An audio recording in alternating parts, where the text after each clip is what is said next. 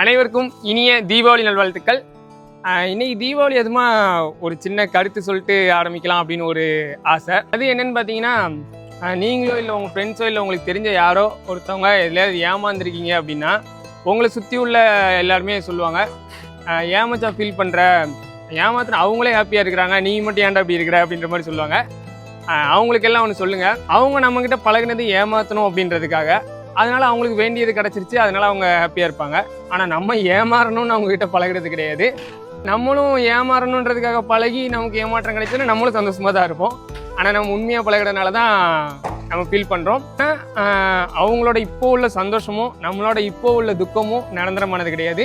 ஒரு நாள் அந்த சந்தோஷம் துக்கமாக மாறும், இந்த துக்கம் ஒரு நாள் சந்தோஷமாக மாறும். அது பெர்மனெண்ட்டாக இருக்கும். ஸோ அதனால் இப்போ அவங்க எவ்வளோ சந்தோஷத்தை அனுபவிக்க முடியுமோ அனுபவிக்கட்டும், நீங்கள் எவ்வளோ வருத்தத்தை அனுபவிக்கிறீங்களோ அனுபவிச்சுக்கோங்க. சீக்கிரமாகவே இது எல்லாமே மாறும்.